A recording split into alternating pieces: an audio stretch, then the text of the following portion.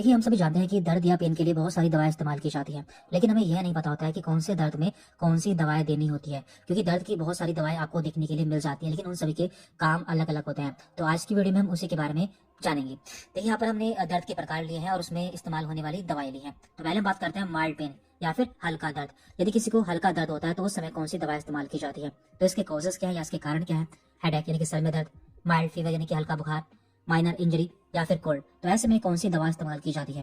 देखिए, ऐसे में हम सिंपली पैरासिटामोल 500 mg इस्तेमाल करते हैं, जो कि हमें हर 6 से 8 घंटे में इस्तेमाल करनी होती है, जब तक कि मरीज को आराम नहीं मिल जाता। इसके बाद यहाँ पर है pain due to inflammation and swelling, यानी कि यदि किसी के सूजन आ जाती है उसके कारण उसे दर्द होता है, तो इसके कारण क्या क्या है। इसके कारण है आर्थराइटिस, मसल स्ट्रेन यानी कि मांसपेशियों में खिंचाव हो जाना, जॉइंट पेन यानी कि जोड़ों में दर्द होना या स्पेन मोच आ जाना। तो ऐसे में कौन सी दवा इस्तेमाल की जाती है, तो ऐसे में आइबुप्रोफेन, जो कि 400 से 600 mg की टैबलेट हर 6 से 8 घंटे में इस्तेमाल करनी होती है।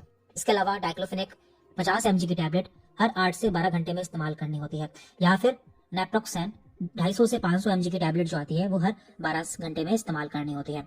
अब बात करते हैं नर्व रिलेटेड या फिर न्यूरोपैथिक पेन। यदि किसी की नसों में दर्द होता है, जैसे कि डायबिटिक न्यूरोपैथी, सियाटिका, सिंगल्स या फिर नर्व वीकनेस यानी कि नसों की कमजोरी के कारण दर्द होता है, तो ऐसे में कौन सी दवा इस्तेमाल की जाती है।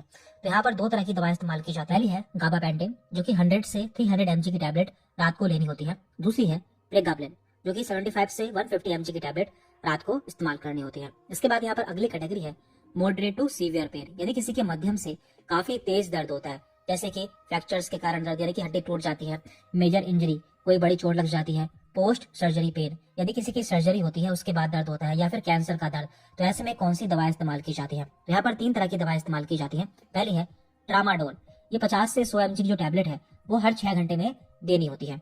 दूसरी है कोडीन, जो कि 15 से 60 mg की टैबलेट हर 6 घंटे में इस्तेमाल करनी होती है। तीसरी है मोरफेन, जो कि 10 से 30 mg की टैबलेट जब किसी के काफी सीवियर पेन होता है उस समय इस्तेमाल की जाती है। इसके बाद यहाँ पर है मसल स्ट्रेन और स्पाज्म रिलेटेड पेन, यदि किसी के मसल में खिंचाव आ जाता है या फिर उसके मोच आ जाती है, तो ऐसे में कौन सी दवा इस्तेमाल की जाती है। इसके कारण है cervical pain, back pain, spondylitis, तो ऐसे में थायोकोल्चिकोसाइड 4 mg की टैबलेट हर 12 घंटे में इस्तेमाल करनी होती है, या फिर बैक्लोफेन 10 mg की टैबलेट हर 8 घंटे में दी जाती है।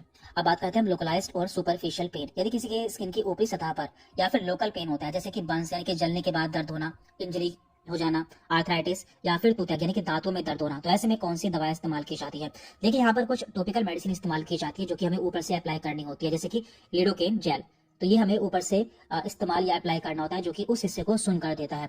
दूसरा है डाइक्लोफेनेक जेल, तो ये भी जेल फॉर्म में आता है, जो कि हमें ऊपर से लगाना होता है। देखिए, यहाँ पर आपके लिए इंपॉर्टेंट पॉइंट है, जितने भी NSAID मेडिसिन होती है, जैसे कि आइबुप्रोफेन, डाइक्लोफेनेक, इनके साथ में हमें एक एंटासिड देने की जरूरत होती है, क्योंकि ये मेडिसिन हमारे पेट में एसिडिटी फॉर्म करती है।